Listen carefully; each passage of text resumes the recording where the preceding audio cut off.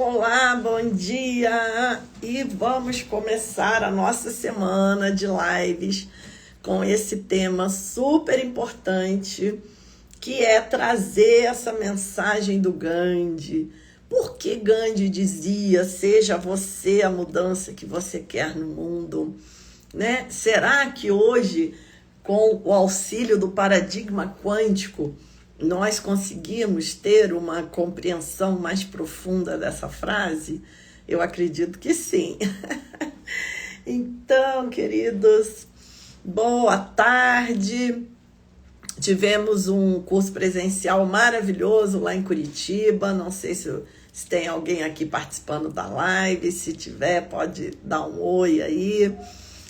E nós discutimos bastante isso no nosso evento presencial, essa questão de como o que os grandes mestres falam, como hoje, dentro da compreensão de mundo do paradigma quântico, da física quântica e espiritualidade, como tudo passa a fazer um sentido muito mais profundo.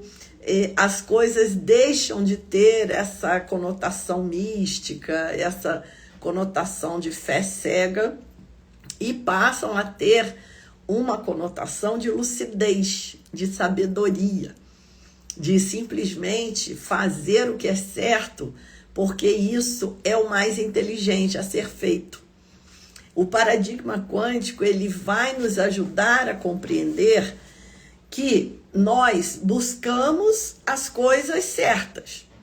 Todo mundo quer ser feliz e tá certo isso, porque a nossa verdadeira natureza, ela é ampla, ela é consciência pura, ela é esse campo de infinitas possibilidades.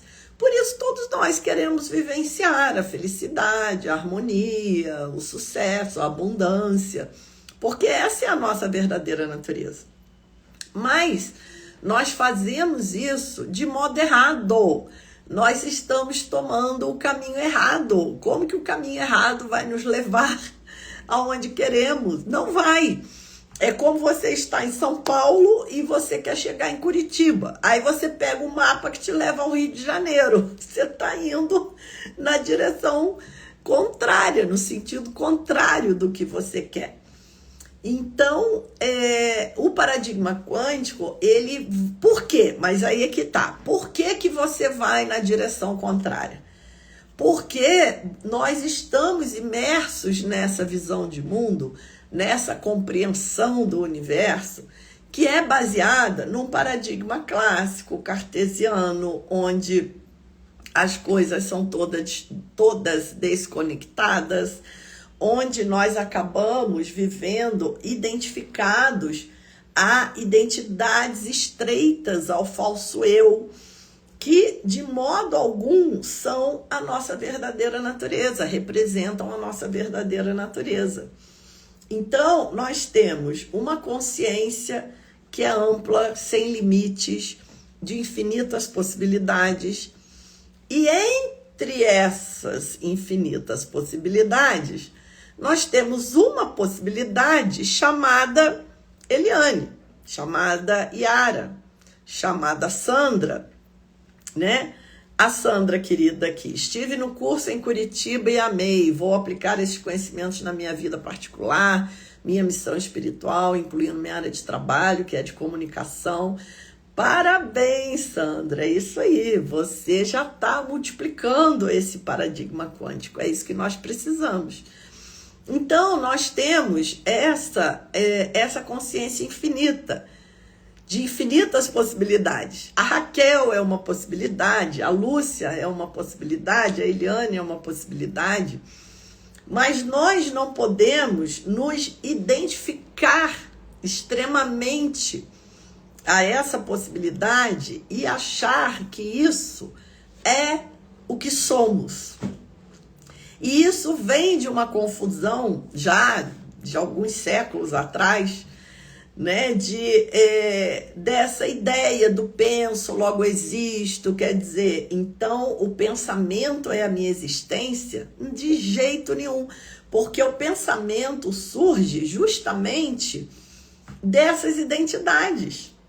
Então, se eu foco no pensamento e acho que tudo que surge na minha mente em forma de pensamento é uma realidade última, é uma verdade absoluta, eu estou perdendo as infinitas possibilidades.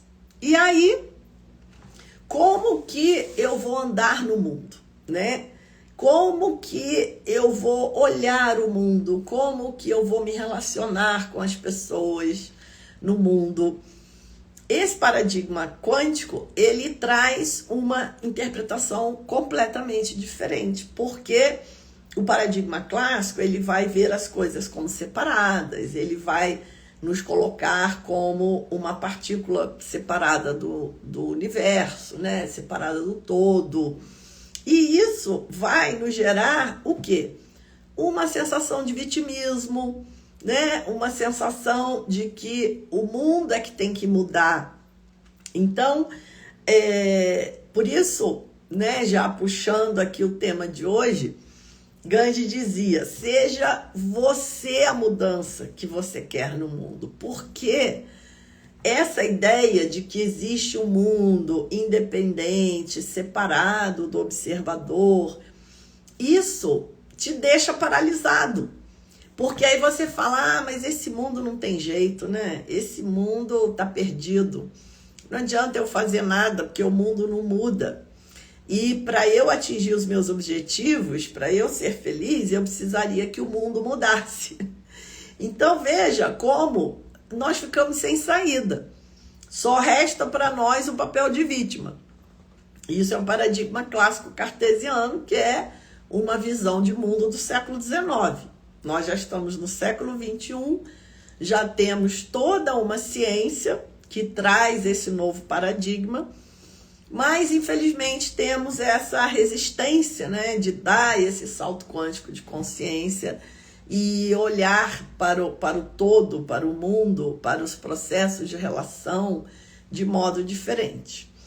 Então, quando nós achamos, né, que o outro tem que mudar, que o mundo tem que mudar, isso é essa visão separativista, né? Essa dualidade. Eu tô aqui, o mundo tá lá, eu não consigo interferir na minha realidade, então eu fico aqui no papel de vítima querendo que o outro mude. Isso vai fazer o quê? Com que você desgaste uma energia imensa, tente controlar o que é impermanente, que não vai ter jeito, você não vai conseguir controlar, não adianta. Porque, por natureza, todos os fenômenos que surgem dentro do espaço-tempo, todos os fenômenos que surgem pela mente são impermanentes, justamente porque eles não têm uma realidade última. Eles surgem por causas e condições, por combinação de causas e condições. Então, o paradigma clássico cartesiano, ele acreditava que o espaço-tempo era algo que definia o nosso universo, né? O espaço era o palco onde os fenômenos aconteciam e o tempo era o pano de fundo que ficava ali para nós observarmos aqueles fenômenos. Mas, primeiro já veio Einstein com a teoria da relatividade, né? Que já disse que o espaço dilata, que o tempo dilata, o espaço contrai. E, com isso, ele já mostrou que espaço e tempo não são esse palco e esse pano de fundo dos fenômenos que nós vivenciamos. Tá? Ele já quebrou isso, mas ele foi muito desafiado também. O Einstein, ele coloca essa questão do espaço-tempo no seu primeiro artigo em 1905, da teoria da relatividade restrita. Só que esse artigo, ele não foi totalmente aceito pelo meio acadêmico, né? Esse artigo, colocaram uma condição para o Einstein, né? Falaram para ele, olha, você aqui está querendo desbancar Isaac Newton, que é o maior físico da atualidade. Então, Para você desbancar Isaac Newton, você tem que ir mais longe do que ele foi. Você vai ter que explicar a natureza da gravidade. Porque Isaac Newton, apesar de ter sido um físico, um matemático brilhante, ele escreveu as leis da gravitação universal que permitiam calcular a órbita dos planetas e mais outros cálculos incríveis em relação a essa dinâmica celeste, mas Newton não explicava o que era a gravidade, né? Ele fugia pela tangente quando alguém questionava ele sobre isso. Então, Newton, ele oferecia as leis que dão os resultados dos cálculos que nós queremos fazer em relação a órbitas dos planetas e etc. Mas ele não explicava a natureza da gravidade. O que é a gravidade? É uma corda invisível que segura a Lua em torno da Terra? São partículas que são trocadas entre os planetas e o Sol, por exemplo, para manter o nosso sistema solar?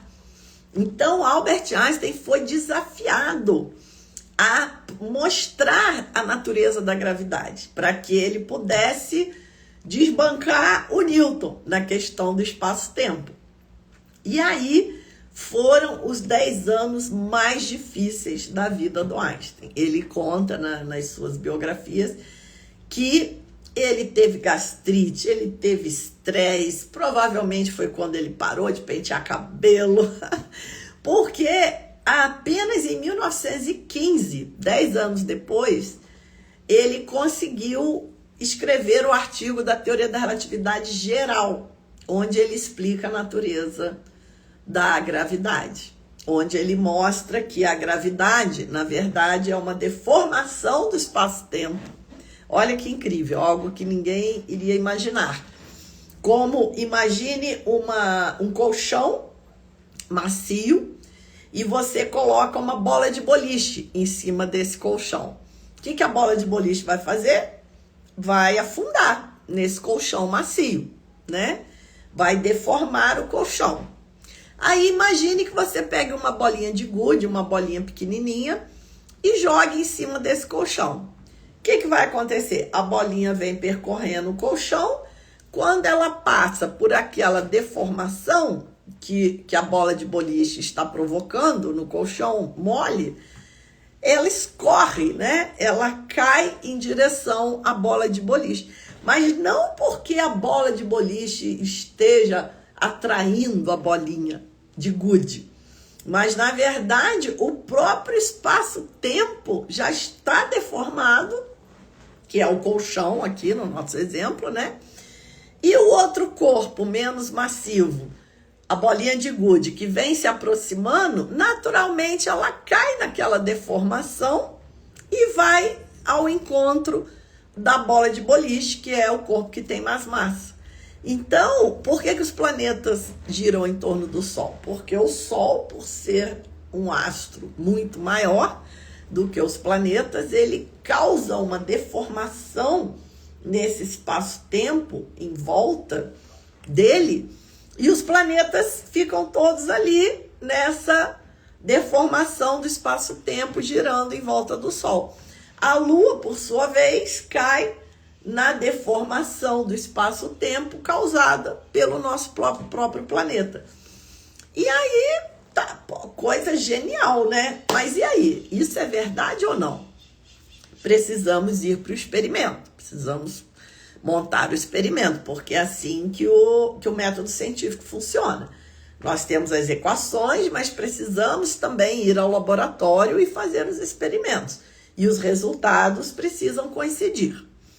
Bem, Albert Einstein propôs a observação do eclipse, porque ele disse: se a luz, se é o espaço-tempo que se deforma, então a luz também vai sentir essa deformação. Mas aí as pessoas falam, mas a luz não tem massa, né? Porque lá pelas leis de Newton, você tem dois corpos massivos e ali ocorre a atração gravitacional. A luz não tem massa. Será que a luz também sente efeitos gravitacionais? Mas se o efeito gravitacional é simplesmente uma deformação do espaço-tempo, como Albert Einstein, a luz também sentiria, porque a luz vem viajando no espaço. Quando ela passa ali naquela região que o espaço está deformado, ela cai na deformação, né? E aí Einstein propôs, então vamos observar um eclipse. Por quê? Porque a estrela que nós vemos lá no céu, na verdade, você está vendo o quê? A luz da estrela que vem viajando, né? Há muitos milhões de anos. Então, a estrela às vezes já não está nem mais lá, mas só agora a luz chegou aqui. Quando nós temos o eclipse, o que acontece? Você vai ter o Sol entre a luz que está viajando e nós que somos observadores aqui na Terra. De noite, não. De noite, o Sol está lá do outro lado do planeta. Aqui está noite, lá está dia. A luz da estrela simplesmente viaja e chega até nós. Mas de dia, não. De dia. Só que aí, de dia, a gente não vê a estrela, porque o céu está claro. Mas aí, no momento de eclipse, nós conseguimos ver a estrela e, ao mesmo tempo, ter o Sol no meio do trajeto da luz da estrela até nós aqui na Terra.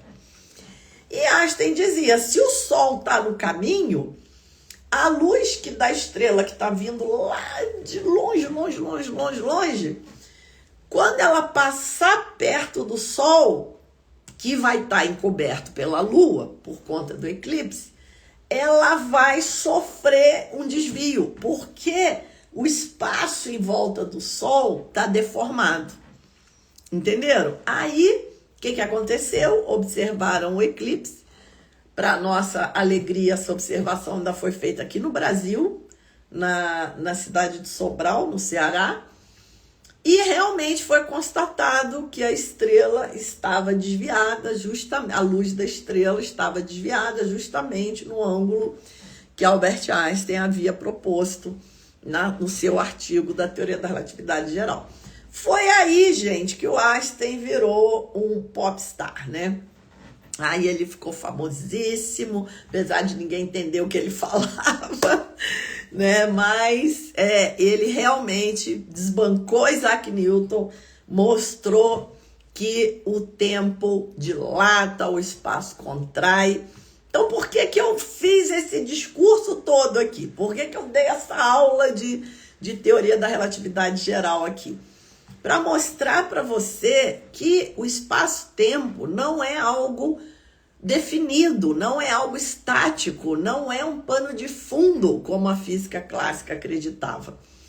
Então, eu acreditar que os fenômenos são separados, que isso que eu vejo no espaço-tempo é separado da minha própria mente, que eu tenho que tentar mudar o externo para poder chegar nos resultados que eu quero.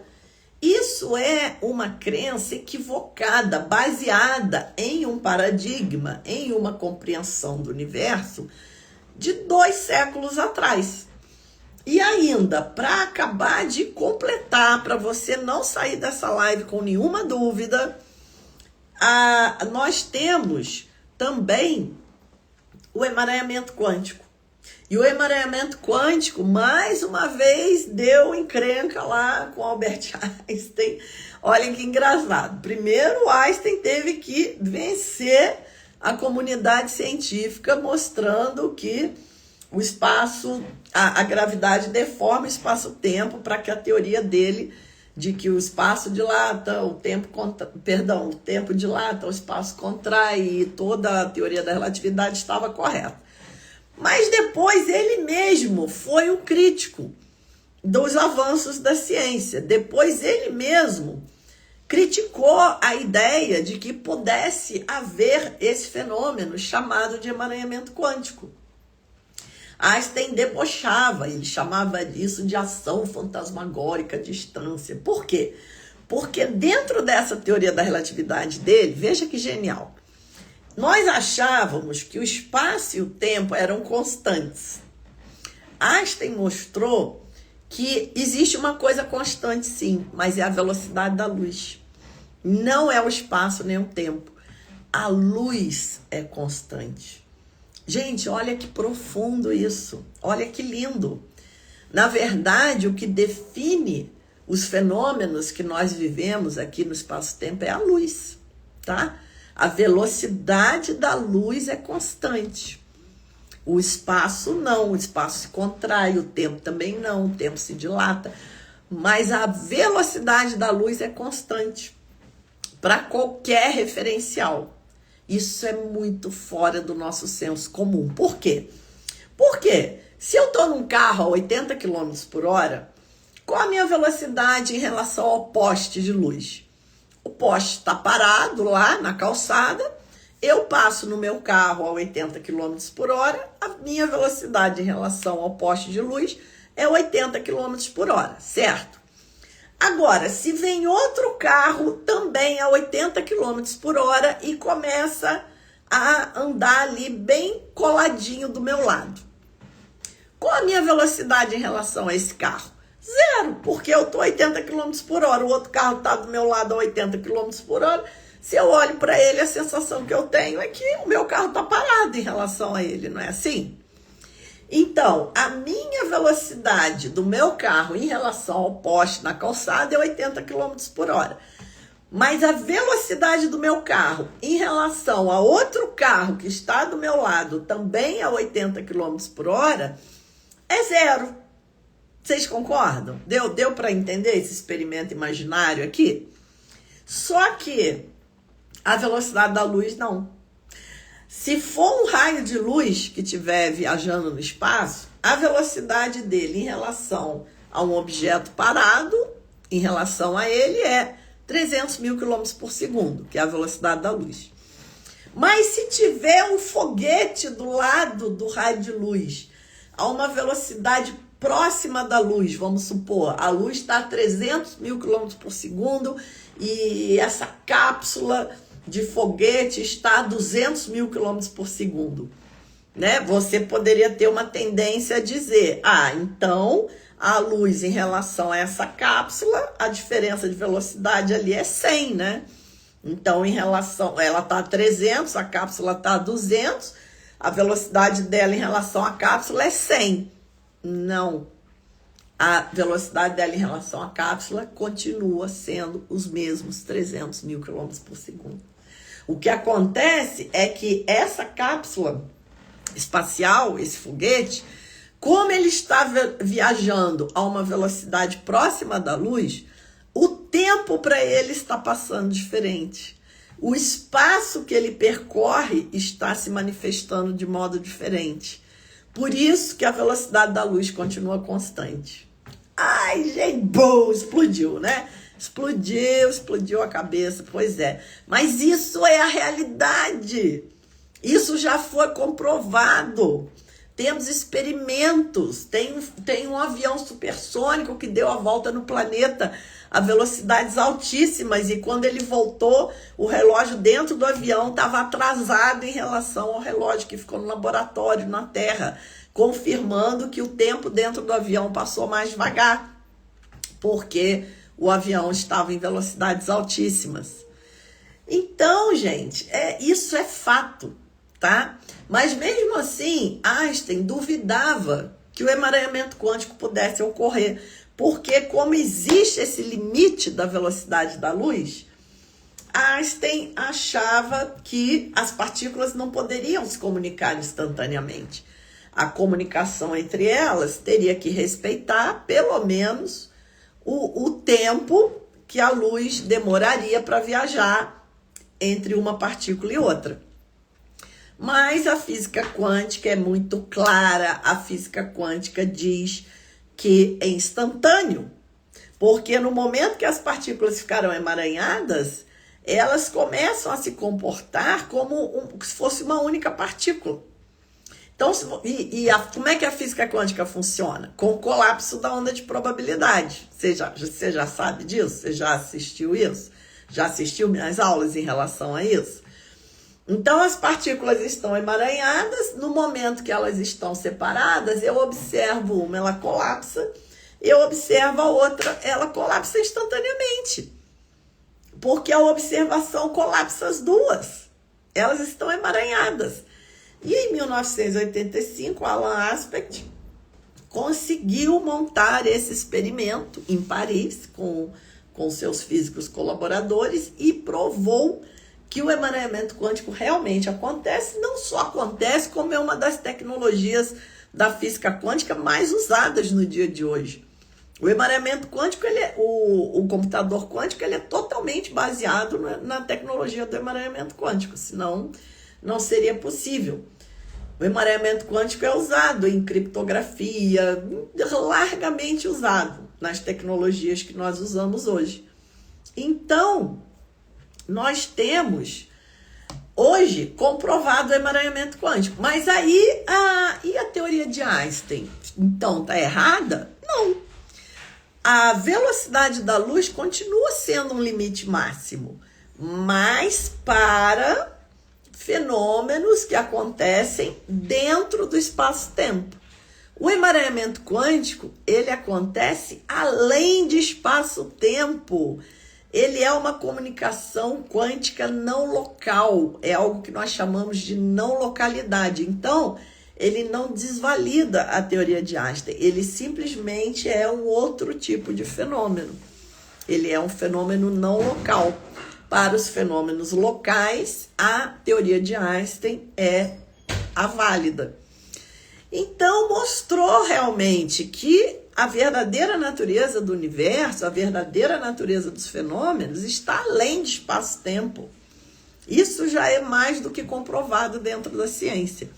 Então, basta de acreditar em um mundo separado do observador. Eu sei que o nosso senso comum, eu sei que os nossos sentidos físicos, eles nos enganam. Eles querem mostrar, nos convencer de que existe um mundo que está lá fora, que é separado. Mas, gente, nós estamos no século XXI, nós já estamos rodeados de inteligência artificial, nós estamos com crises de sustentabilidade, correndo risco como raça humana. Como os físicos dizem, que raça inteligente é essa que extermina a si próprio? E, infelizmente, nós estamos caminhando para esse processo de autoextinção. Michio Kaku, numa das suas entrevistas, é um físico da modernidade que trabalha com teoria das cordas, estavam perguntando ele sobre vida extraterrestre, e ele começou a palestra dele assim: eu realmente venho me questionando se realmente há vida inteligente na Terra. Percebe? Porque nós estamos nessa cegueira do falso eu, das identidades, do paradigma clássico cartesiano. E agora chegou a hora do despertar. Como muito bem colocou o Gelson Negrão, da entrevista da CBN, que está disponível aí no Instagram, nós estamos vivendo uma encruzilhada na história da humanidade. Ele colocou muito bem isso na abertura da nossa entrevista. Mas a boa notícia é que nós temos aí a física quântica hoje, que é uma linguagem científica que está mostrando para a gente que o mundo é diferente, que o mundo tem muito mais possibilidades, mas que nós precisamos acessar essas possibilidades para vencer esse momento que nós estamos vivendo. Dentro de um paradigma clássico cartesiano do século XIX, nós não vamos dar conta dos desafios do século XXI, vocês concordam? E nós já estamos vendo aí que nós não estamos indo pelo caminho correto. Então Gandhi dizia: seja você a mudança que você quer no mundo. Por quê? Porque esses grandes mestres que já despertaram para a verdadeira natureza de si próprios, para a verdadeira natureza da realidade, eles já viram que não existe essa separação que o paradigma clássico diz.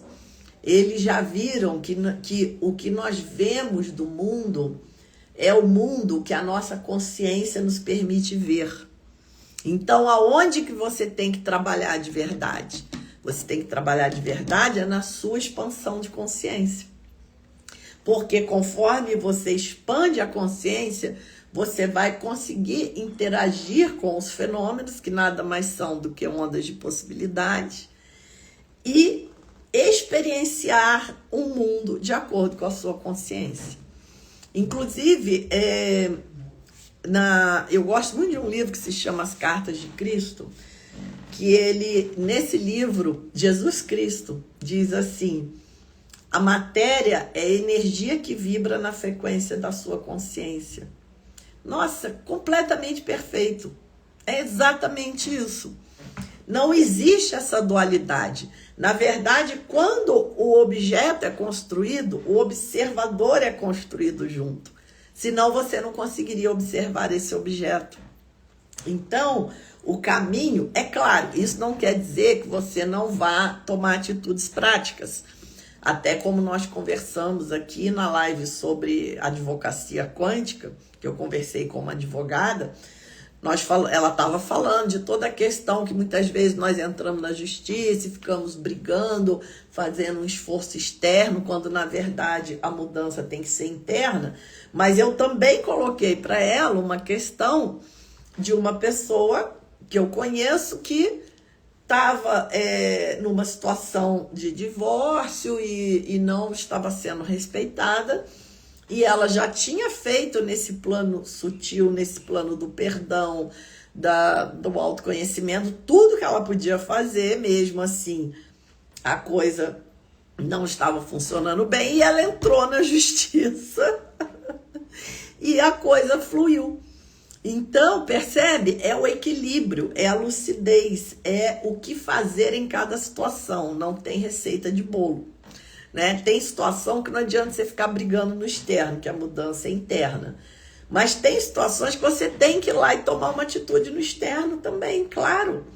Porque é uma complementaridade, né? Niels Bohr usava aquela imagem do taoísmo, né? Do yin, do yang.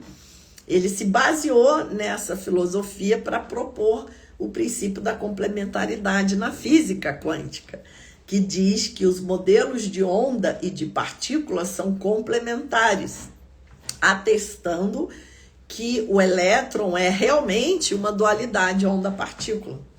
Então, veja, esse olhar de complementaridade é algo que surge dentro do paradigma quântico, que é um olhar que nós temos que levar para o mundo, ao invés desse olhar limitado da teoria clássico-cartesiana.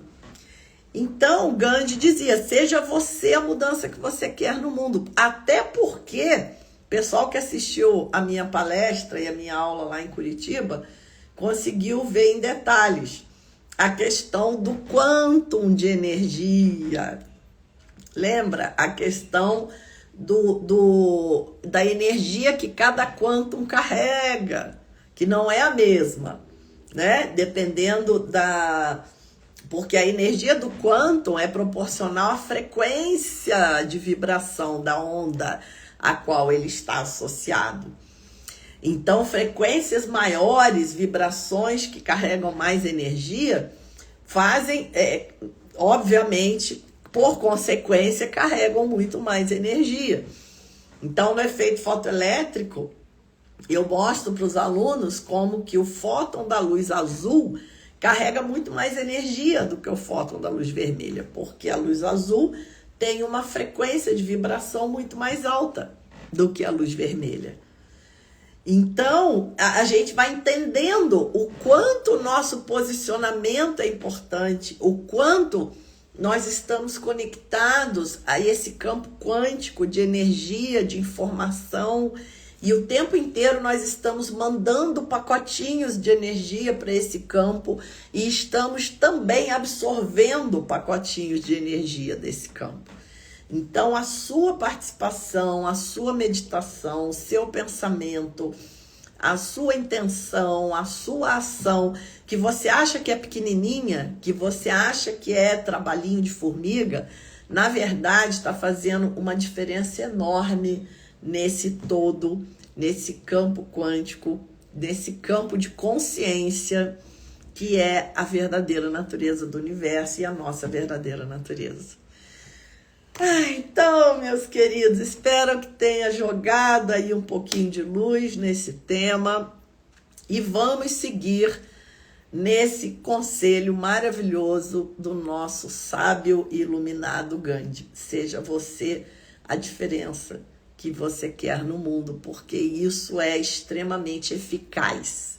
Isso vai funcionar, né? O que é eficácia? É você obter o que você quer através do seu ato, do seu caminhar. Então não adianta a gente ficar caminhando errado e reclamando porque a gente não obtém o que a gente quer, você não está sendo eficaz, você não está sabendo fazer as coisas.